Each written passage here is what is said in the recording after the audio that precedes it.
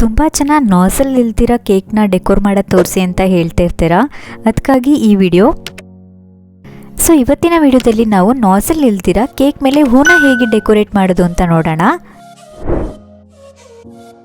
ಈ ವಿಡಿಯೋದಲ್ಲಿ ಬಳಸಿರುವಂತಹ chocolate syrup ಆಗಲಿ ಅಥವಾ ಚಾಕ್ಲೇಟ್ ಕ್ರೀಮ್ ಆಗಲಿ ಮನೆಯಲ್ಲೇ ಹೇಗೆ ಸುಲಭವಾಗಿ ಮಾಡೋದು ಅಂತ ಆಲ್ರೆಡಿ ನಮ್ಮ ಚಾನಲ್ನಲ್ಲಿ ವಿಡಿಯೋ ಮಾಡಿ ಹಾಕಿದ್ದೀನಿ. ನೀವಿನ್ನೂ ನೋಡಿಲ್ಲ ಅನ್ನೋದಿದ್ರೆ ಕೆಳಗಡೆ ಡಿಸ್ಕ್ರಿಪ್ಷನ್ ಬಾಕ್ಸಲ್ಲಿ ಲಿಂಕ್ ಹಾಕಿರ್ತೀನಿ, ಚೆಕ್ ಮಾಡಿ ನೋಡಿ. ಇದು ಖಾಲಿ ಕ್ರೀಮ್ನ ಒಂದು ಬಟರ್ ಪೇಪರ್ಗೆ ಹಾಕಿ ಸ್ಟ್ರೈಟಾಗಿ ತುದಿನ ಕಟ್ ಮಾಡಿ ಫ್ಲವರ್ನ ಮಾಡ್ಕೊಂಡಿರೋದಷ್ಟೇ. ತುಂಬಾ ಸಿಂಪಲಾಗಿ ಮನೇಲಿ ಕೂಡ ಮಾಡ್ಕೋಬೋದು.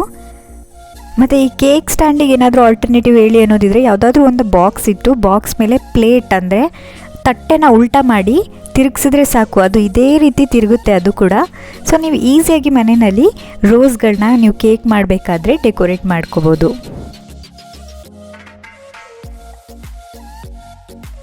ಇವತ್ತಿನ ವಿಡಿಯೋ ಇಷ್ಟ ಆದರೆ ಲೈಕ್ ಮಾಡಿ. ಇದೇ ರೀತಿ ಹೆಚ್ಚು ಕೇಕ್ ಡೆಕೋರ್ ವಿಡಿಯೋಗಳಿಗಾಗಿ ನಮ್ಮ ಚಾನಲ್ಗೆ ಈ ಕೂಡಲೇ ಕೆಳಗಡೆ ಕಾಣ್ತಿರೋ ರೆಡ್ ಕಲರ್ ಸಬ್ಸ್ಕ್ರೈಬ್ ಬಟನ್ನ ಪ್ರೆಸ್ ಮಾಡಿ ಸಬ್ಸ್ಕ್ರೈಬ್ ಆಗಿ, ಮತ್ತು ಪಕ್ಕದಲ್ಲಿರೋ ಬೆಲ್ಲೈಕನ್ನು ಪ್ರೆಸ್ ಮಾಡಿ ಆಲ್ ಅಂತ ಟ್ಯಾಪ್ ಮಾಡೋದನ್ನು ಮಾತ್ರ ಮರಿಬೇಡಿ. ನಾನು ನಿಮಗೆ ಸಿಗ್ತೀನಿ ಮತ್ತೊಂದು ವಿಡಿಯೋ ಜೊತೆ. ಅಲ್ಲಿವರೆಗೂ ಹ್ಯಾಪಿ ಬೇಕಿಂಗ್.